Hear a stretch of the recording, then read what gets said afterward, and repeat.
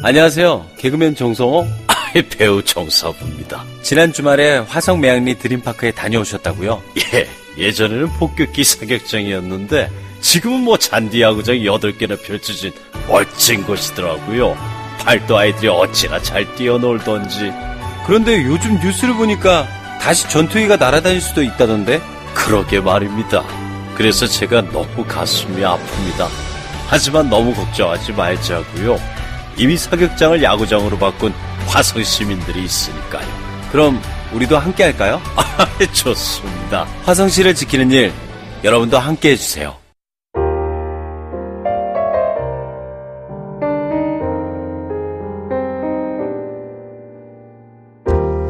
빨리 집에 가고 싶다. 빨리 눕고 싶다. 빨리 집에 와서 옷 갈아입고 씻고 잘잠 이불을 덮고 싶다. 잘잠 이불 맨살로 잘잠 이불과 비비고 싶다. 부드럽다. 적당히. 까끌하다. 적당히. 뭔지 형언할 수 없는 야릇한 느낌. 무겁지도 않아. 가볍지도 않아. 시원한 느낌. 잠들면 따뜻한 느낌. 이불이 숨쉬는 것 같다. 중간에 걷어차지 않아도 좋아. 잘 잤다. 일어나기 싫다. 그래도 일어나자. 이따가 저녁에 또 만나자. 잘잠 이불. 네이버 검색창에 꿈나라 베개.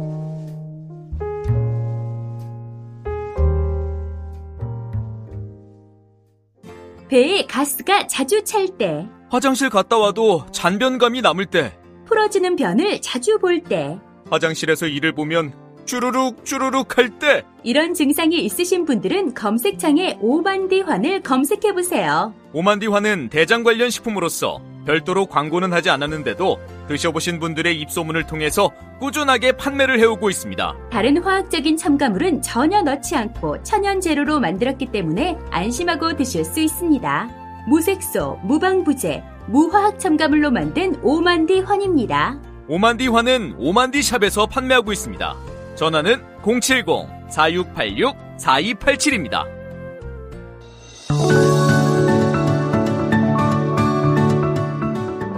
정치 신세계샵에도 놀러오세요. @폴리월드.샵.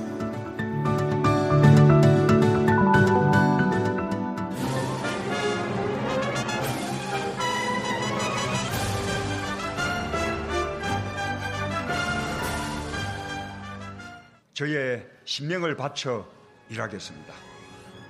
감사합니다.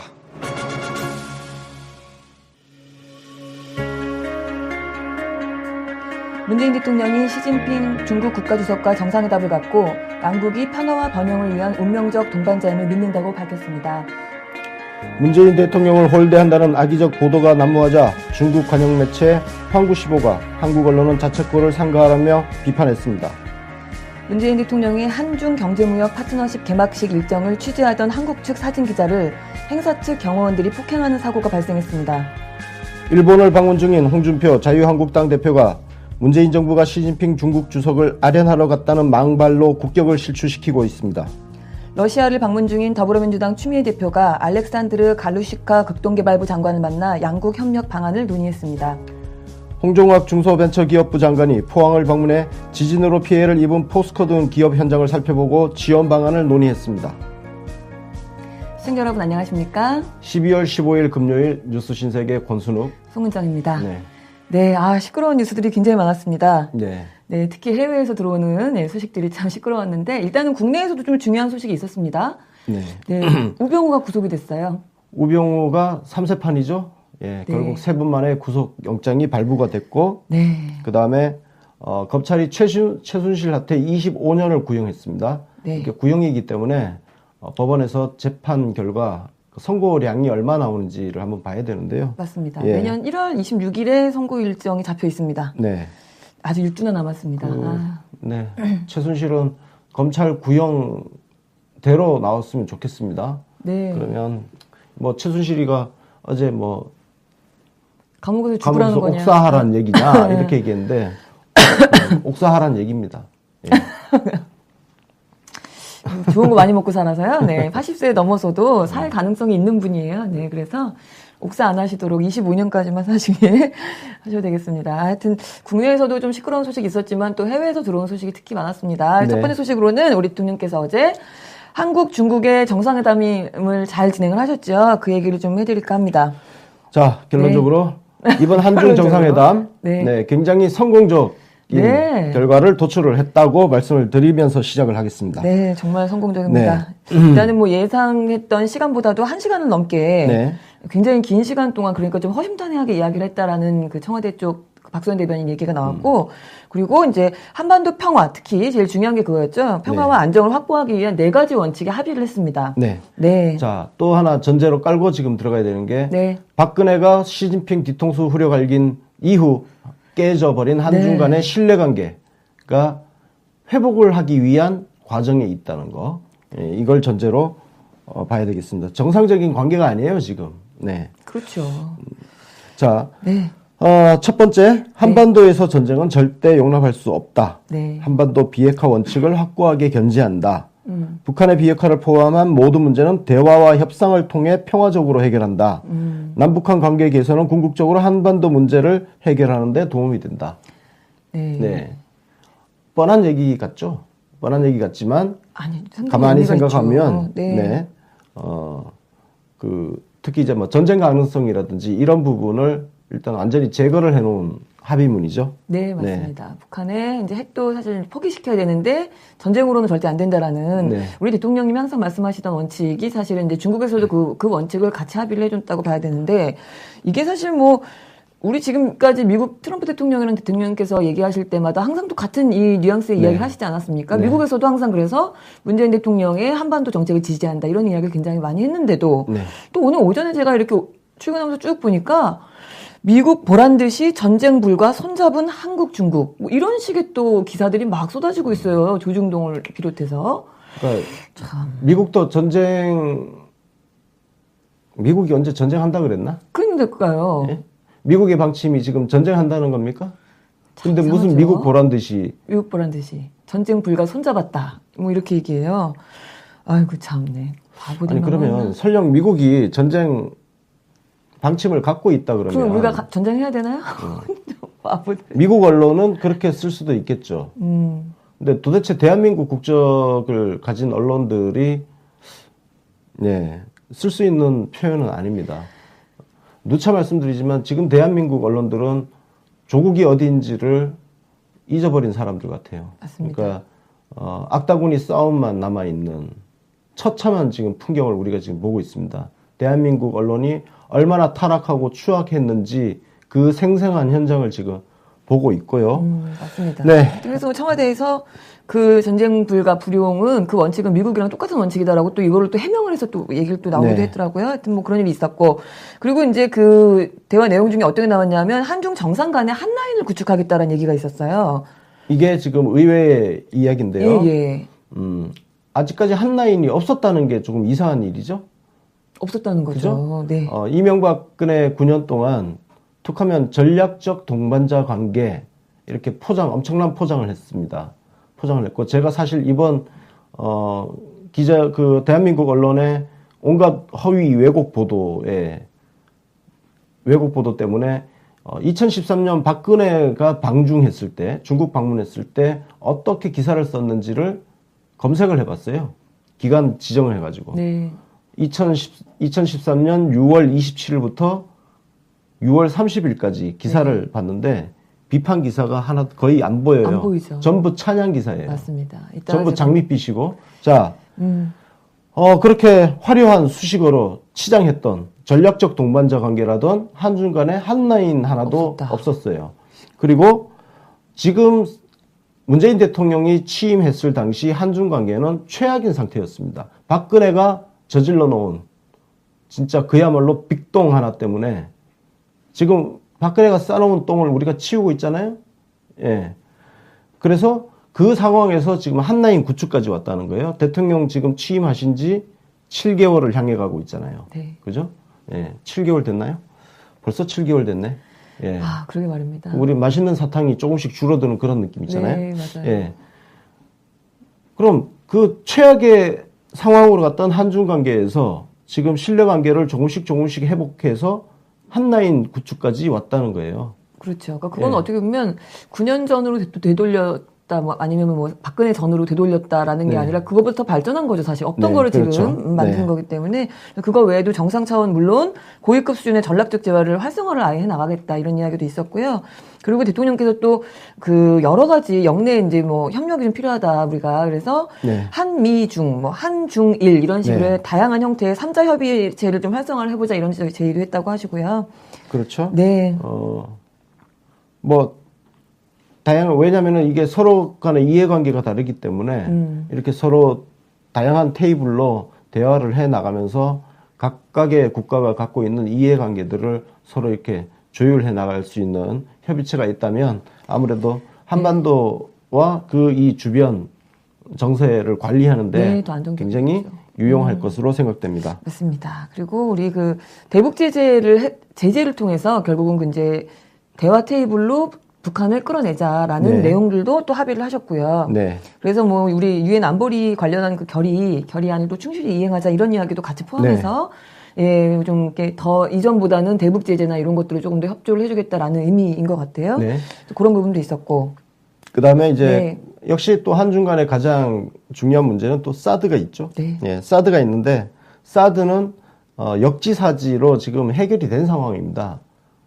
여러분, 그러니까 지금 한국 언론들은 진보 매체건 보수 매체건 해결 상태를 어떻게 보냐면은 한쪽은 사드를 완전히 배치하는 걸 해결 상태로 보고 또 한쪽은 사드를 철수시키는 걸 해결 상태로 보는데 지금 한중 관계에서는 서로 간의 입장을 이해해 주면서 현 상태를 서로 우리 고급척이라고 하는 거 있잖아요. 예. 한중 서로가 고급척 해주는 고급척. 예, 그런 상황으로 지금 해결이 된 겁니다. 네, 고급척은 그러니까, 고기 굽는 척. 네. 예, 고기 굽는 척이죠. 그러니까 못 본 척 하는 거죠. 예, 지금 이미 들어와 있고 중국에서는 한국 입장에서 이전 정부가 전격적으로 그냥 배치한 거고 돌발적으로 배치한 거죠. 배치한 거고 현 정부가 그거를 어떻게 지금 잘 뭐 명시적으로 철수를 완전히 시킨다는 게 사실 힘들다는 부분을 중국 측이 이해를 하고 넘어가는 그리고 동시에 우리나라 입장에서는 중국 입장에서 사드가 굉장히 불편한 존재라는 것을 이해를 하고 중국을 어떤 군사적인 측면에서 사드로 인해서 중국을 약간 도발한다든지 네. 뭐 긴장시킨다든지 이런 걸 하지 않겠다는 서로 간의 양해, 그렇죠. 예, 이런 양해와 묵인 네. 이런 상태로 현 상태를 서로가 인정해주는 그렇죠. 예, 이게 역지사지인 네, 거죠. 맞습니다. 두 국가가 다 필요에 의해서 우리가 사실 이렇게 돼갖고 서로 피해를 받기 때문에 네. 경제적인 부분도 그렇고 그래서 시진핑 주석이 네. 굉장히 중요한 말을 했죠. 좌절을 겪으면 회복하는데 시간이 오래 걸리지만 지금 양국 관계는 빠른 속도로 개선이 되고 있고 이런 일이 다시 반복되지 않도록 각별히 신경 쓰고 관리를 잘해 나가자. 네. 이 말에서 박근혜 때 얻어맞은 뒤통수에 그 깊은 빡침이 담겨 있는 걸 우리는 알 수 있습니다. 그러니까 예, 좌절이라는 표현이 들어왔잖아요. 네. 얼마나 열받았겠어요, 사실. 그래서 이런 일이 다시 반복되지 않도록 각별히 신경 쓰자는 거. 이거는 사실 국가 간에 있을 수 없는 일이 생겼던 거예요. 마침 그 시기가 시진핑이 2기, 그죠? 시진핑 정권이 2기로 넘어가는 시기였잖아요. 그렇죠. 그러니까 국가적으로 굉장히 좀 시진핑 입장에서는 네. 뭔가 좀 망신스러운 일이 터졌던 그렇죠. 거거든요.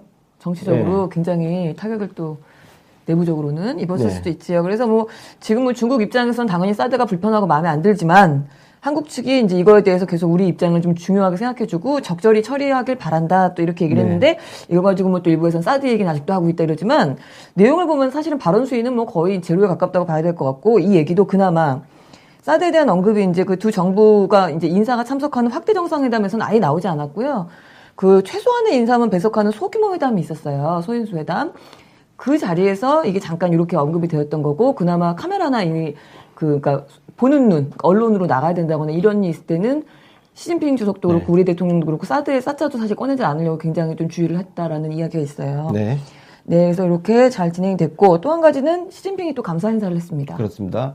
노영민 주중대사가 그 공항 영접 안 나오고 난징으로 갔었죠. 네. 난징 추도식에 참석을 했는데 노영민 대사가 간 거에 대해서 참석한 거에 대해서 시진핑 주석이 감사 인사를 했습니다. 네. 네.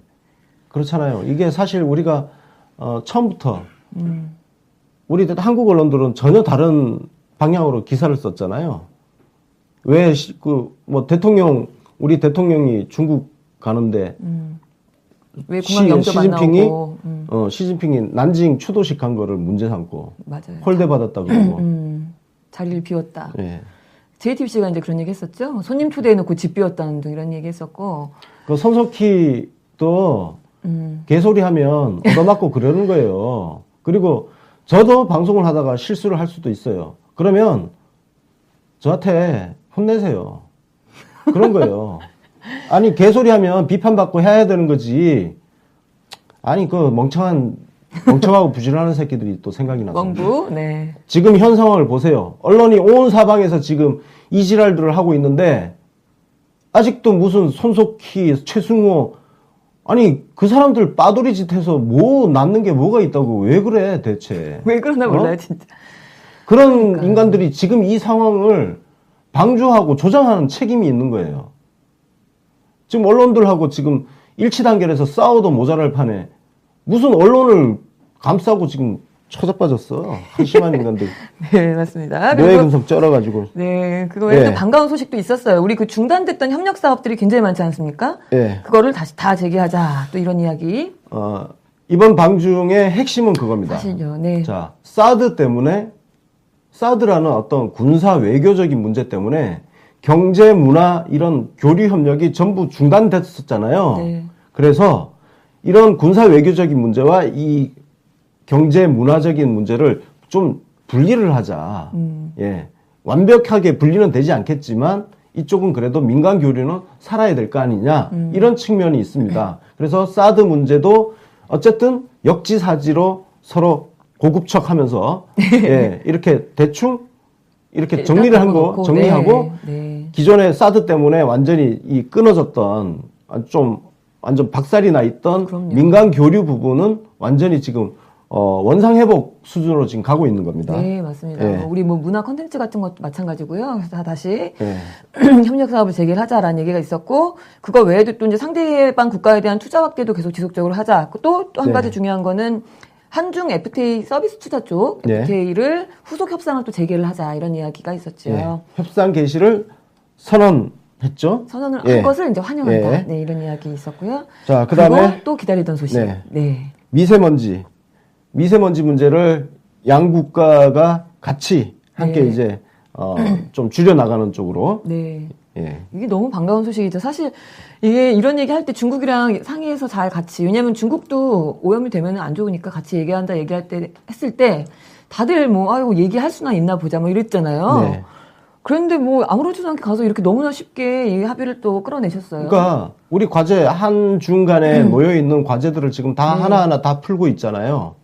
무슨 홀대 같은 소리, 의전 따지는 새끼들은, 그런 화려한 의전 좋아하는 놈들은 그걸로 대접받았다고 생각하겠지만 그게 자존감이 낮은 거예요. 지금 대한민국 언론들이 자꾸 홀대 받은 것도 없지만 설령 홀대 받았다 그러면 그거는 박근혜가 쌓아놓은 빅동 때문인 거고.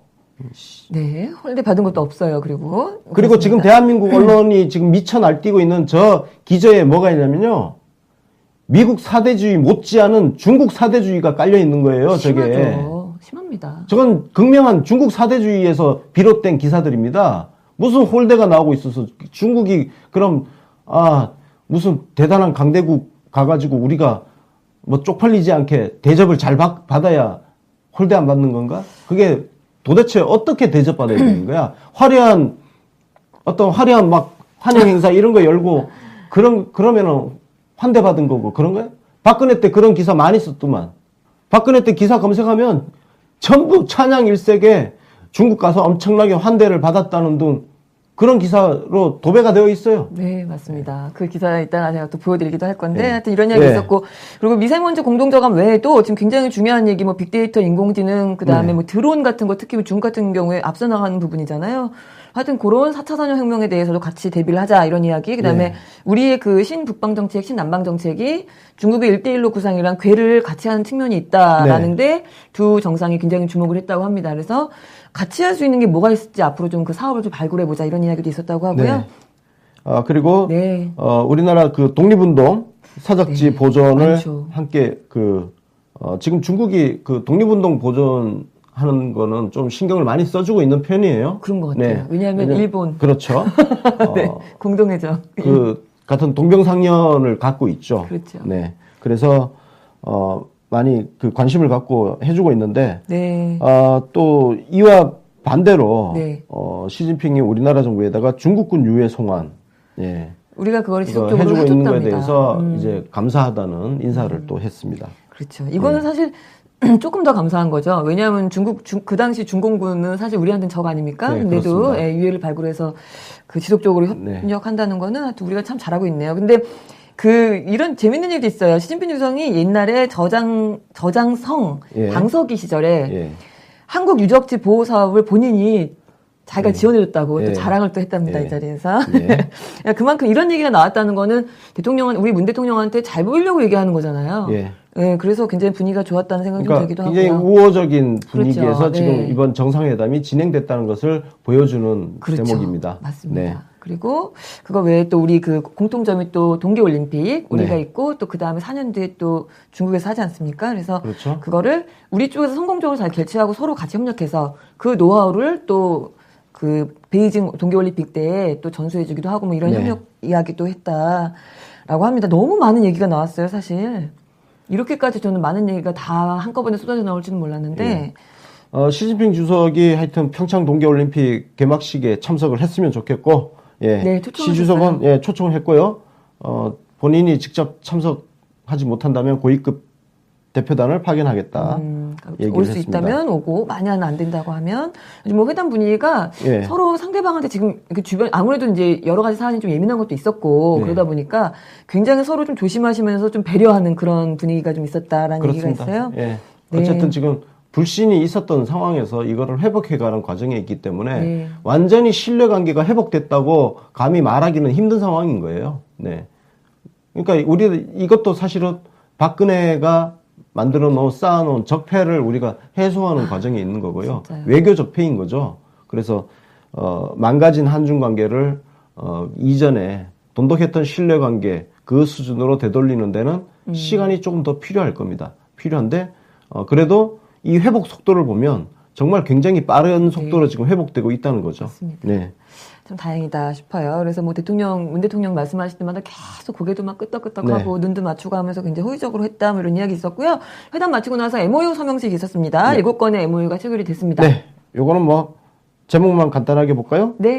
앞에 있었던 것 중에 있는데 맞습니다. 한중 FTA 서비스 투자 후속 협상, 올림픽 관련 상호 교류 및 협력, 그리고 환경 협력 계획, 보건 의료 협력, 양해각서 갱신, 친환경 생태산업 개발 분야 전략적 협력, 에너지 협력, 동물위생 및 검역 협력.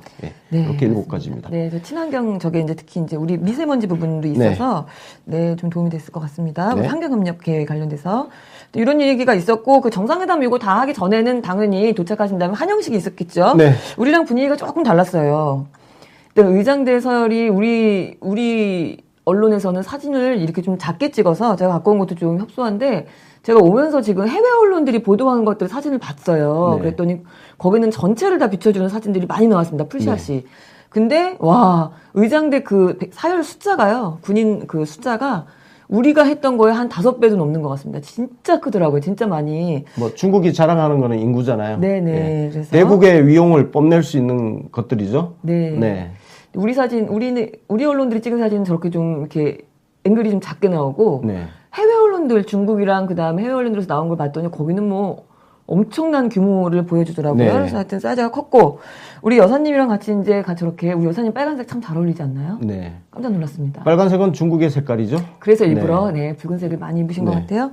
그리고 이제 아이들도 여기도 있더라고요. 아이들 환영. 우리 대통령님이 애들 볼 때는 항상 표정이 저렇게 밝은 분. 시진핑 주석은 진짜 안 웃어요, 표정이. 그죠? 그렇죠. 항상 안 웃어요. 그래서 이번에 대통령님이랑 악수하면서 찍은 사진들 보면은, 그래도 많이 웃었다. 평소에 비해서.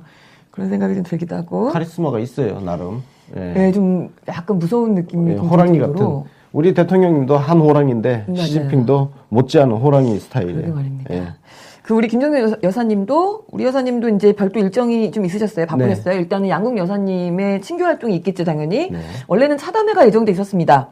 근데 펑리위안 여사가 이제 우리 김 여사님이 음악을 좋아하시는 걸 알고 오페라 극장 국립대극원이라고 하는 우리나라로 치면 오페라 극장 같이 가서 공연을 감상하면 어떻겠냐라고 건의를 하셔서 흔쾌히 가서 공연 감상을 하셨다라는 얘기도 있었고, 그다음에 한메일인이라는 그 화가가 있어요. 그 이전에 우리나라에 같이 와서 우리 여사님이랑 치바이스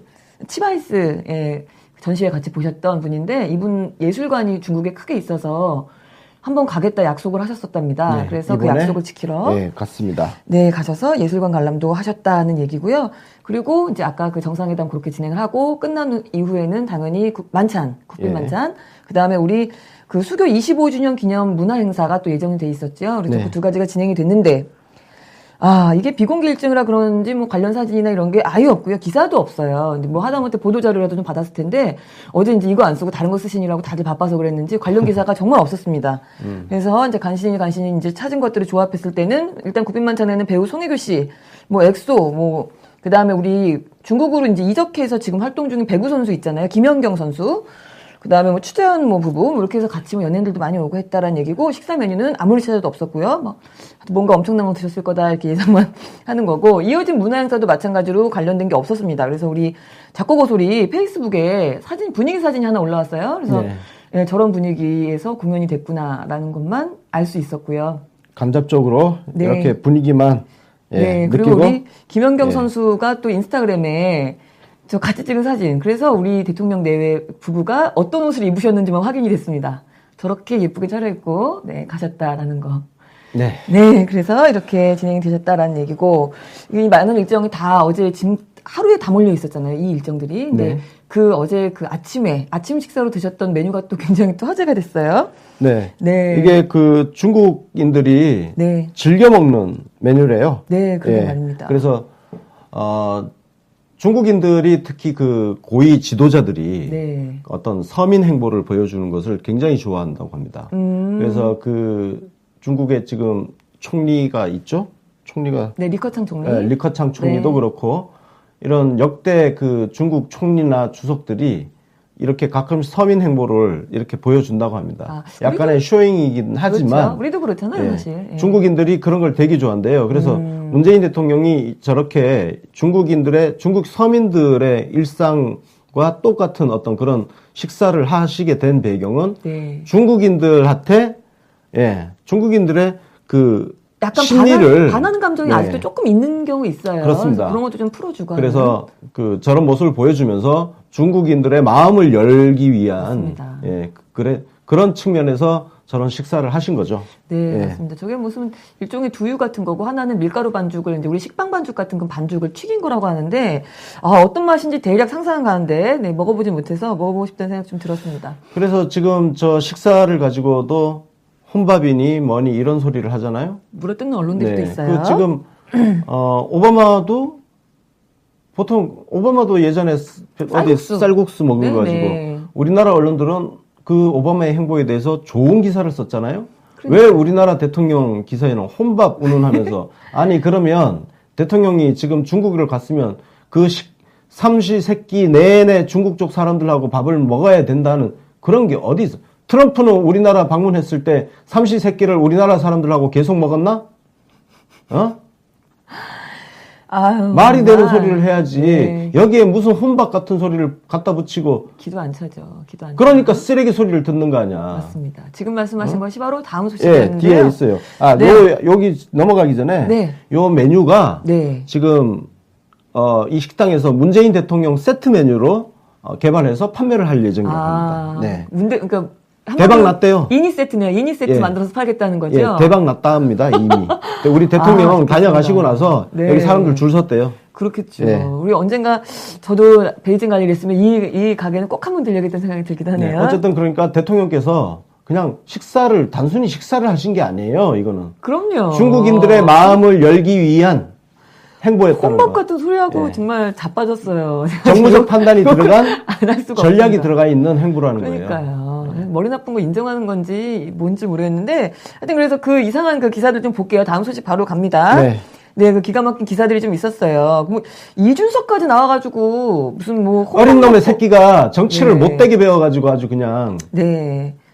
요즘 뭐 기사들 보면은 무슨 혼밥 굴욕, 뭐 외교 라인 책임져야 무슨 진짜 저 만나면 머리끄댕이 잡고 싶어요. 쟤는 머리끄댕이 잡고 싶습니다. 진심으로. 쟤는 여자들이랑 싸워야 될 것 같아요. 아무래도 정말 제대로 혼나야 될 것 같다라는 생각이 드는데. 네, 정말 짜증이 정말 장난님 아니도 진짜 그 구타 유발자예요. 네네네. 구타 유발자. 그 있잖아요. 그 여자들이 보면서 남자들은 왜 주먹을 부른다 뭐 이런 얘기하죠. 네. 여자들은 머리끄댕이 잡고 싶은 사람이 있어요. 근데 저 이준석이 머리끄댕이 잡고 싶은 사람입니다. 아까 말씀하셨던 그 오바마가 쌀국수 그 먹고 했을 때는 또 서민 음식 행보라고 또 기사들 많이 있었거든요. 칭찬이 세게였어요 그때는. 근데 뭐 똑같은 행동을 하고 있는데 우리 대통령은 갑자기 굴욕 외교고 혼밥이고. 응? 오바마는 느긋한 쌀국수 외교 이름까지 붙여줘요. 자, 저 혼밥이라는 표현을 처음 쓴 언론이 한국일보이기 때문에 네. 한국일보 저걸 보여준 겁니다. 네, 맞습니다. 한국일보가 오바마에 대해서는 저렇게 좋게 기사를 써놓고 쌀국수 우리 외교? 대통령한테는 혼밥. 참 진짜 기가 안 찹니다. 신문사 불태워버리고 싶다. 진짜. 그러니까요. 언론들 문제가 어제 대한민국 언론사 전부 다 불태워버려야 돼 아주. 네. 불태울 건 없고요. 어떻게든 망하게 해야 될 텐데. 그리고 어제 그 JTBC에서 그 심각한 왜곡 보도가 있어서 우리가 또 말씀드렸잖아요. 이건 거의 뭐 가짜 뉴스 수준입니다. 그렇죠. 근데 이거에 대해서 그래서 시민들이 해외 그 언론들을 탈탈 털면서 특히 중국 언론, 중국 보도들을 다 꺼내가지고 지금 확인을 해서 돌려보고 있어요. 너무 많아서요. 이게 지금 우리 시민들께서 자료 정리를 해가지고 네. 저한테 막 보내주시더라고요. 장난 감사합니다. 아닙니다. 네. 제보 덕분에 오늘 뉴스 신세계가 좀 더 풍성해졌습니다. 감사합니다. 진짜요. 그래서 이렇게 많습니다. 이렇게나 많습니다. 너무 많아서 다 할 네? 수도 없고요. 우리 그 바이두라고 우리나라로 치면 뭐 네이버 같은 건데 점유율은 훨씬 큰 거의 뭐 70% 이상의 점유율을 갖고 있는 포털 사이트 국제란에도 종일 메인에 계속 떠 있었습니다. 바이두는 아예 메인 첫 기사가 네. 저 중국어 잘 모르는데 첫 기사가 우리 대통령 기사였어요. 네, 맞아요. 첫 기사가 그런데 딱 들어가 보면 그 이제 섹션들이 나눠져 있어요. 바이두를 이제 검색해 들어가 보면 섹션들이 나눠져 있는데 뭐 하나는 그 최신 이슈를 이렇게 다뤄보는 거죠. 근데 맨 첫 번째가 이제 문재인 대통령에 대한 그 섹션이 있고 저걸 클릭해서 들어가면은 이제 쫙 나오는 거죠. 쫙 펼쳐집니다. 네, 어마어마하게 많습니다. 사진이 한 1000장 가까이. 네. 700장. 700장이 넘게 나와 있다고 하는데. 그게 어제 오전 상황이니까 추가로 더 업데이트가 됐을 거예요. 네, 저거 말고도 그래서 그 중국 TV에서는 문재인 대통령의 일대기 어릴 때부터의 그 일대기 있잖아요. 그거를 막 무슨 또 다큐멘터리를 만들어서 그거를 같이 보여주기도 하고 뭐 야단법석인데. 저도 그 영상을 봤는데 한국 언론이 해야 할 일을 중국 언론들이 지금 하고 있습니다. 네. 예? 우리나라보다 언론 자유가 확 떨어지는 공산주의 독재국가 아닙니까? 중국이? 그럼 우리나라는 지금 중국보다 못한 나라 아니에요, 지금. 언론에 관한 한. 아유, 근데 이 상황을 또 중앙일보가 새빨간 거짓말 기사를 하나 냈어요. 바이두, 중국 최대 포털 사이트인 바이두예요, 밑에. 바이두의 첫 화면에도 보이지도 않는 문 대통령 방중 소식. 이런 기사를 쓰면은 사람들이 다 속을 거라고 생각하나? 아니, 누굴 바보로 하나 봐요. 바이두 누군 못 들어가 보나? 조금 전에 저희가 완전히 이 중앙일보 기사 완전 정반대의 화면을 지금 보여드렸잖아요. 대놓고 지금 이렇게 거짓말을 한단 말이에요. 그러니까요. 아니 무슨 10분이면 걸릴 거짓말을 어떻게 이렇게 쉽게 하는지. 어떻게 이렇게 기사를 씁니까 진짜. 해도 진짜 너무하잖아 진짜. 맞습니다.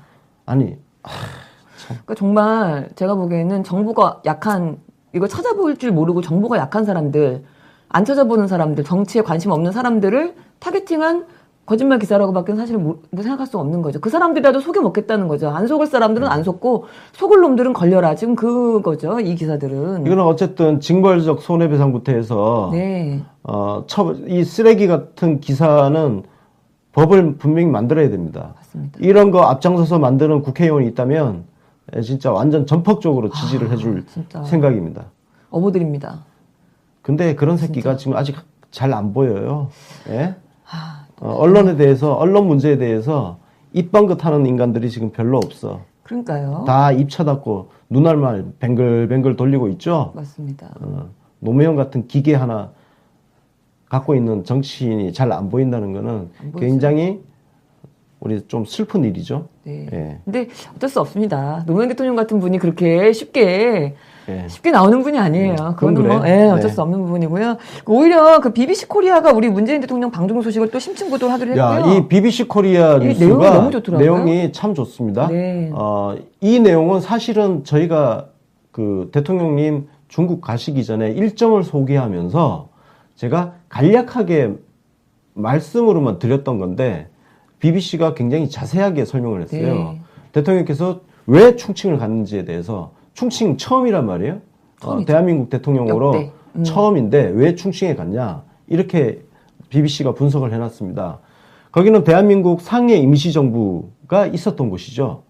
그러니까 마지막 임시정부가 네, 충칭 충칭에 있었습니다. 네. 그래서 해방 때까지 충칭에 임시정부가 있었고 네, 맞습니다. 거기서 광복군이 창설이 됩니다. 맞습니다. 네, 그게 1940년입니다. 40년? 예.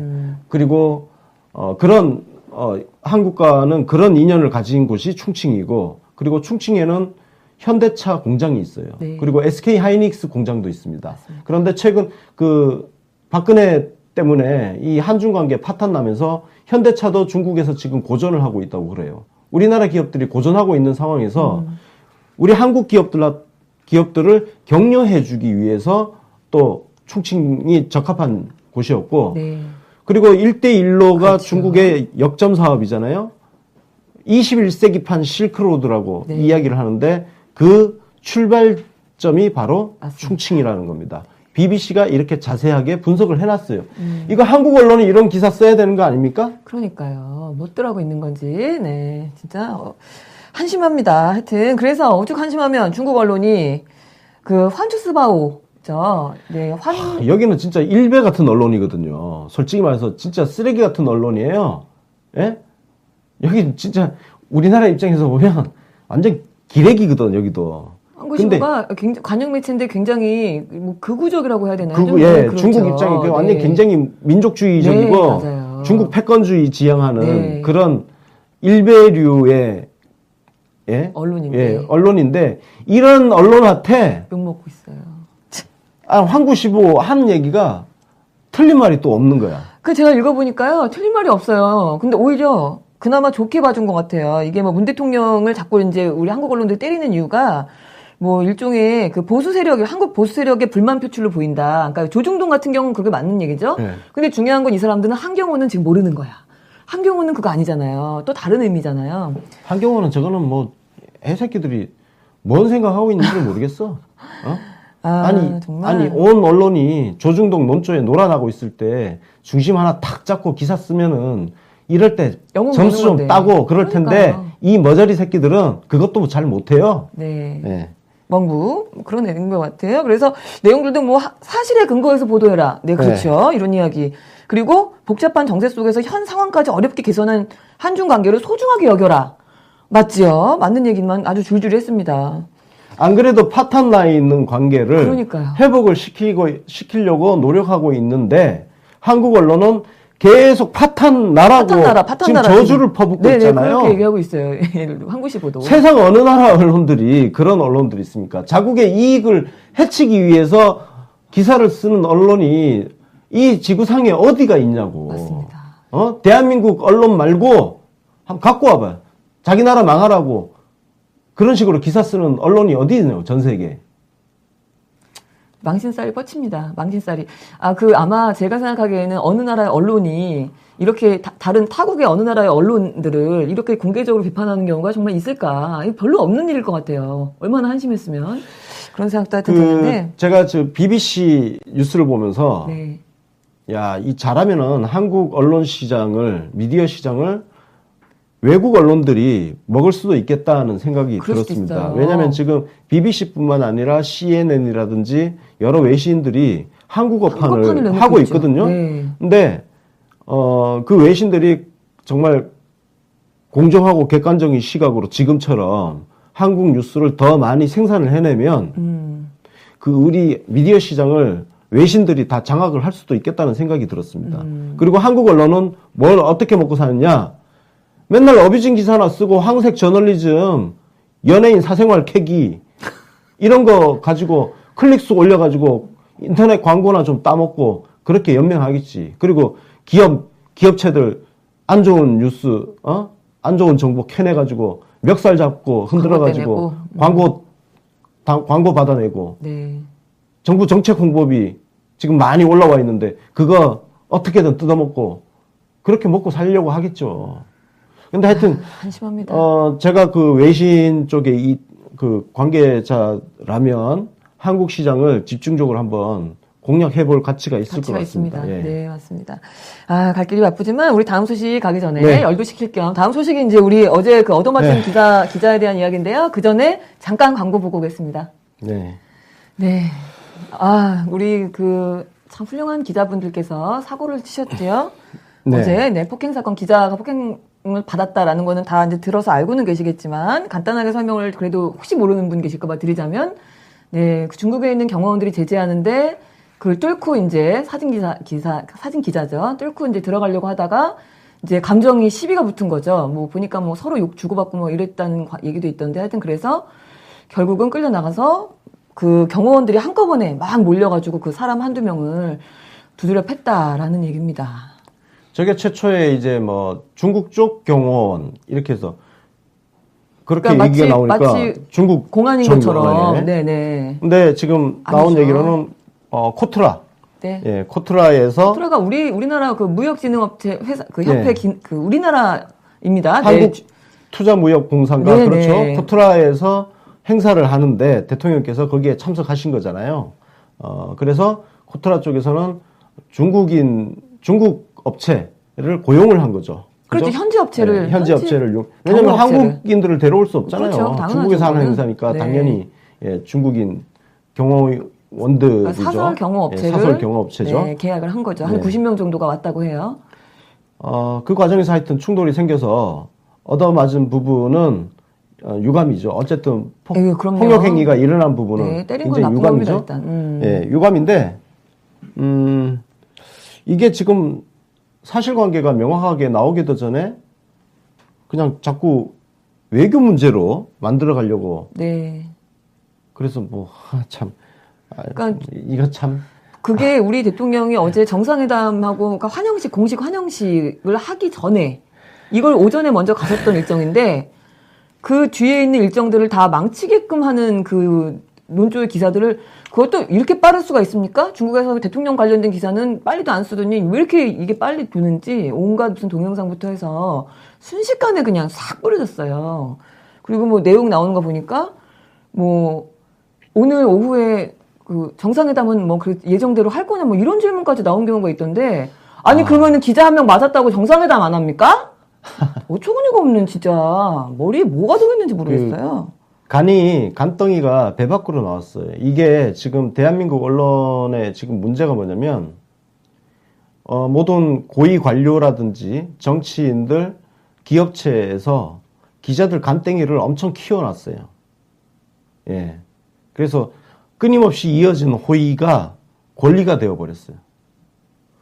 지금 이 취재 같은 경우도 특히 대한민국 기자들 같은 경우는 약간 아나무인 합니다. 그 규칙을 잘 안 지켜요. 어디 가나 그러는 것 같아요. 어느 왜? 나라 가나. 나 취재 자유, 언론 자유 외치면서 나 취재해야 돼, 찍어야 돼. 막 밀치고 들어가는 그런 행태들이 있습니다.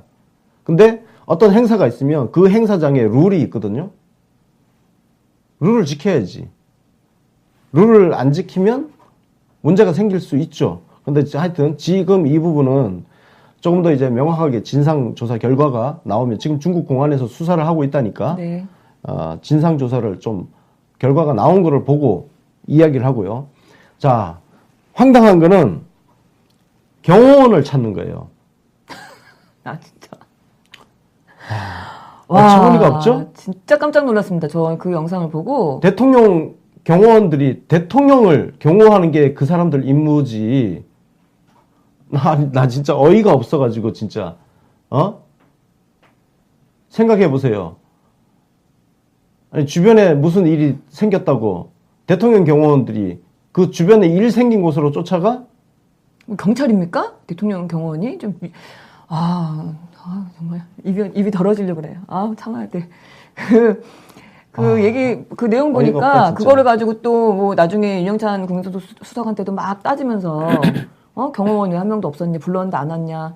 그러면은 윤영찬 수석도 당연히 대통령 경호원이라고 못 왔다 얘기하면 되는데 그리고 그거를 또 뒤늦게 알았다, 뭐 늦게 봤다 이런 얘기를 왜 합니까? 기자들 신변 보호를 왜 국가에서 책임져야 돼? 니들이 국가 공무를 보러 간 인간들이야 뭐야? 이 새끼들이 주제 파악이 안 돼요. 그러니까요. 지들이 공무원인 줄 알아. 자기 대통령인 줄 아나 봐요. 그러니까 대통령 경호처 보고 자기 지키라고 하겠죠. 야, 이 새끼들아, 니들 신변 보호는 니네 회사 사장한테 이야기해서 서설 경호 업체를 쓰든지 말든지 니들이 알아서 해. 우리 전쟁터 취재 가는 기자들 있잖아요. 그러니까 종군 기자들은 그 종군 기자들 어처구니가 없어서요. 예를 들어서 미군 이라크 전쟁할 때 자, 미국 언론 기자 간다고 미군이 그 언론인 보호해 줍니까? 자기가 알아서 하는 거예요. 자기가. 네 몸은 네가 간수하라고 이 새끼들아. 그러니까요. 아니 무슨 뭐 대단한 일 하신다고 얻어먹고 그 난리를 치는지 이해가 안 가는데 그래서 뭐 그 중에서 이제 두 사람이 맞았다는데 한 명이 좀 많이 맞은 그리고 뭐 발로 이렇게 누워 있을 때 얼굴을 뭐 발로 한번 찍히고 뭐 그랬던 사람이 아니 내가 더 황당한 거는 그 상황에서 네. 옆에 있던 기자 새끼들 뭐 했는가? 그러니까 자기네들은 경호 쪽수로도 한번 어버버하고 서 있으면서 그 얻어 터지고 있는 와중에 그냥 가만히 구경만 하고 있었잖아. 사진 찍고 있었죠. 열심히 사진 찍고 있더라고요. 너 맞아라. 특종 이러면서. 아유, 특종 찍어놓고서는 그리고 인정하고 우리 선배가 맞았네. 무슨 뭐 매경 기자라는데 매경 선배가 맞았네 어쩌고 난리치고 있는데 병원에 입원했는데 이 윤영찬 수석이 이것도 또 오바예요. 또 대통령만 치료받을 수 있는 병원을 또 진짜 우리 대통령이 혹시 아프시면은 가시라고 미리 이제 준비가 돼 있는 그 병원을 또 저 기자를 갖다 엎어놓고 저기 지금 경호처장이 왜 가 있습니까? 경호처장이 해외에 나가는 대통령 자리 옆자리 비워도 되는 겁니까? 진짜 빡쳐요. 이게 무슨 상전도 이런 상전이 어디 있어 지금? 어처구니가 없어가지고 정책실장 안보실장 저게 지금 정책실장이 왜 필요해요? 안보실장이 윤영찬 하나만 있으면 되지. 대통령 혼자 냅두고 지금 다 나와서 뭐 하는 겁니까, 지금? 지들이 의사야? 병원에 왜 가? 이해가 안 갑니다. 도대체 이해가 안 가요. 저런 식으로 하니까 기자 새끼들 간덩이가 배 밖으로 나오는 거예요. 그러니까요. 뭡니까, 저게? 저렇게 한다고 기사 잘 써주나? 이때까지 기자들 오냐오냐 해줘가지고 기사 잘 썼냐고요? 언제까지 그딴 식의 대언론 관계 유지할 거야? 내가 언론 정책에 대해서는, 언론 대응책에 대해서는 정말 할 말 많은데 지금 참고 있는 거예요, 진짜. 조금만 더 두고 봅시다, 진짜. 국민참여수석실하고 저하고 한판 붙을 수도 있어요, 진짜. 네, 국민소통 수석. 예. 네. 그렇습니다. 윤영찬 수석. 네, 국민소통 수석이죠. 권혁기 춘추관장. 한번 봅시다. 그러니까요. 그냥. 무슨 상전 납셨다고 저러는지 모르겠는데 하여튼 어디 가나 우리 기자들은 이렇게 좀 번잡스럽잖아요. 통제도 안 되고 이래서 우리 그때 미국 갔을 때도 트럼프 대통령한테 욕 한 번 먹지 않았습니까? 가만히 있지 않고 막 난리치다가 밀고 막 이러다가 난 저렇게 해서 기사라도 잘 쓰면은 내가 용인을 한단 말이에요. 그러니까요. 씨발 기사 제대로 쓰지도 않은 새끼들을 무슨 상전 모시듯이 그러니까 굽신굽신 해가면서 뭐하는 짓거리들에 지금. 대단한 상전 납셨습니다. 이 관련 뉴스가 어제 모든 포탈 세상에 심지어는 어제 자정 정도에는 한중 정상회담 결과보다 이 기자 맞은 게 더 메인으로 올라가 있는 상황이었어요. 지금 저게 네이버하고 다음 메인 정치 뉴스 들어간 코너인데 저렇게 돼 있고 저녁 뉴스 방송 분량입니다. 네, 이것도 우리 이제 시민들이 열심히 또 이걸 만들어가지고 같이 뿌리고 있는데 KBS 하나만 조금 정상회담 얘기를 조금 길게 했고요. 1분. 나머지는 다 기자가 얻어맞은 걸 훨씬 더 길게 합니다. MBC가 그래도 네. 기자 폭행 사건을 아주 단신으로 짧게 했네요. 그러니까요. 그 다음에 뭐 지상파 말고 우리 종편들도 마찬가지고요. 다들 엉망진창이었습니다. 다 저렇게. MBC 그 기자 폭행 36초 저거는 좀 마음에 듭니다. 예, MBC가 뭐 좀 변화하려고 하나? 저는 사실 저 부분에서 JTBC 보세요. 예. JTBC는 미쳐 돌아가는 거야. 7분 18초. 어? 야. 야, 손석기 빠새끼들은 우리 방송 오지 마. 나한테 욕 처먹으니까. 7분 18초. 저거 있잖아요. 막말로 대통령이 테러 당해도 저 정도 하지 않겠습니까? 네. 1시간 방송에서 너무하는 거 아닙니까? 진짜 무슨 와. 진짜 어처구니가 없습니다. 7분 18초면 어마어마한 시간입니다. 엄청나죠. 엄청납니다. 기사 내용은 더 가관입니다. 무슨 그 기사에다가 아예 취재진 보호도 못한 청와대 대응 도마 위에 취재진 보호를 왜 청와대가 하냐 이 병신아. 중진 같은 소리 하고 앉았어. 저런 닭대가리가 무슨 기자라고 진짜. 아유 여기 절로 나오네. 아우 너무 열받습니다. 그래서 시민들이 있잖아요. 네. 이런 거 나오니까 별걸 다 찾아서 지금 돌려요. 제가 어제 이거 보고 너무 속상했습니다. 예. 아니 지금 경호처의 경호 대상이 뭔지 이거 법 근거로 찾고 있어요. 자, 경호 대상 이렇게 나오잖아요. 예. 경호원들은 대통령 옆에 붙어 있어야 될 사람들이야. 아닌 말로 니들이 뒤지더라도. 그렇죠. 경호원들은 니들 옆으로 갈 수 없는 사람들이라고. 당연하죠. 저 어이가 없는데 한겨레는 이거 가지고 사설까지 썼어요.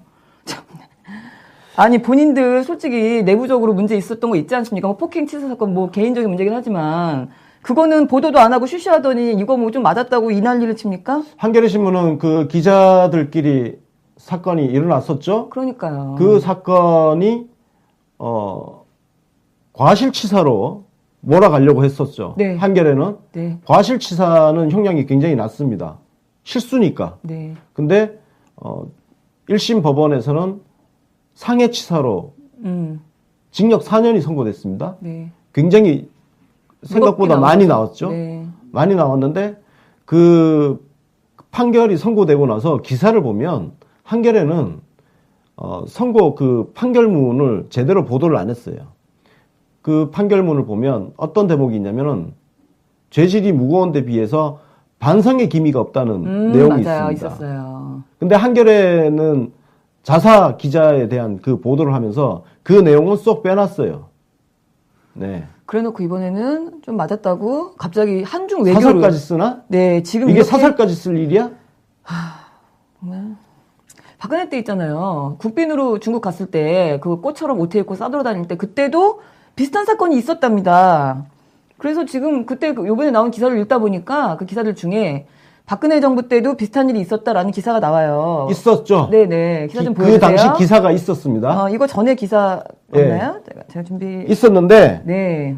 여러분들 어제 뭐 많이 돌렸죠? 예. 네. 보면은 중국 측 경호원과 취재진과의 마찰은 이번이 처음이 아니다. 2013년 6월 박근혜 당시 대통령이 중국 시안을 방문했을 때 중국 측이 과잉 경호를 하면서 청와대 취재 기자를 밀쳐내는 등 폭행하기도 했다. 네. 과잉 경호라는 건 저 기자 마음이고 어쨌든 경호하다가 저렇게 됐다는 얘기잖아요. 네.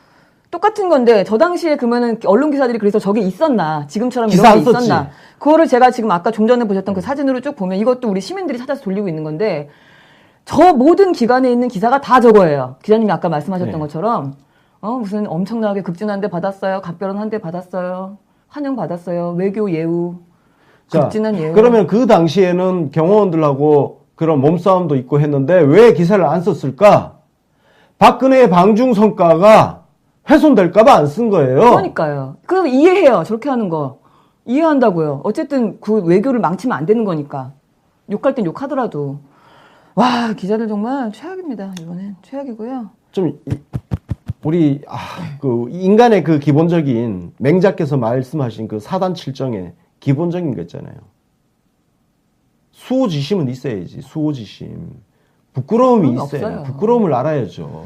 진짜 심각합니다. 인간의 기본 신성입니다.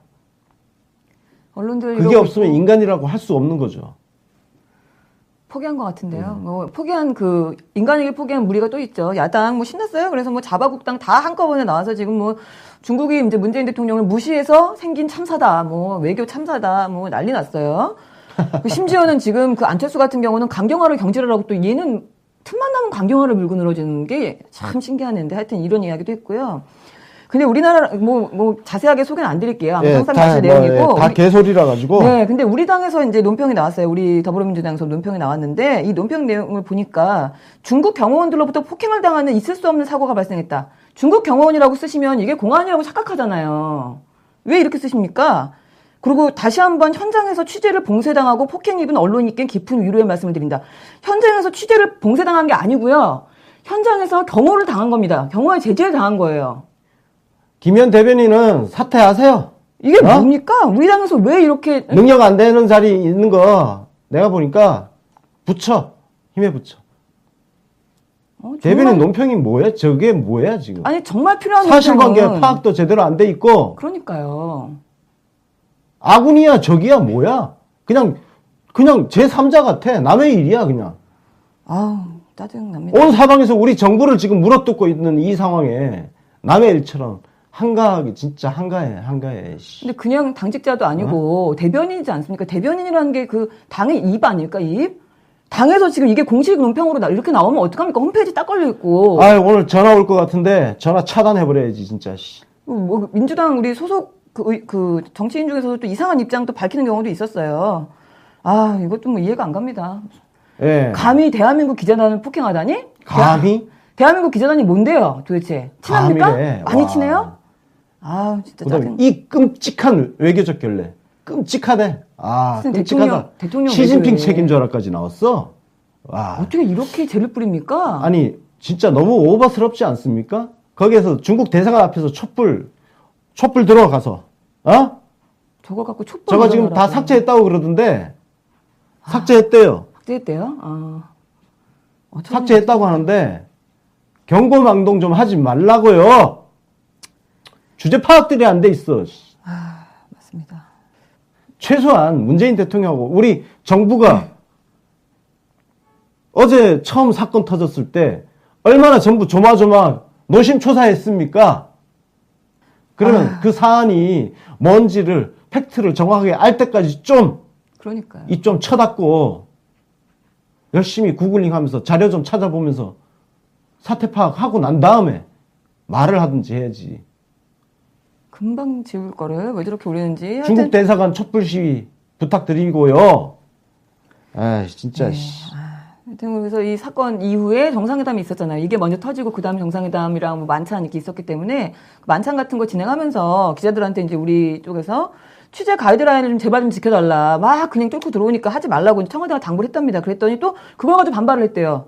왜 우리한테만 그러냐? 왜 우리한테만 그런 당부를 하냐? 그럼 누구한테? 아니 그럼 뭐 어쩌라는 거니? 왜 더 맞고 싶어? 지키지 말든가 그냥. 이상한 애들이에요. 이 상황에 대해서 또 문재인 지지자 끌고 들어가는 기사까지 또 등장했어요. 하여튼 요즘에는 뭔 일만 났다 하면은 친문 네티즌들, 한국 기자들 말릴 때 조롱 논란, 자기네 사이에서 논란이 됐나 봐요. 지금 댓글창에도 나왔지만 이번 사태는 우리 문재인 대통령 지지자뿐만 아니라 심지어 일베 박사모도 기자들을 욕하더라. 나도 봤어. 근데 다 싸잡아서 무조건 친문 네티즌. 그래 그렇게 생각하세요? 시간이 없어서 큰일 났습니다. 다음 소식 빨리 갈게요. 홍준표 말아먹고 다녀요 지금. 일본 갔잖아요. 거기 가갖고 말도 안 되는 정말 헛소리를 짓거리고 있습니다. 시진핑 아련하러 갔다. 시진핑 아련하러 갔다. 정말 참 논평 뭐라고 해야 될지 모르겠으시죠? 이건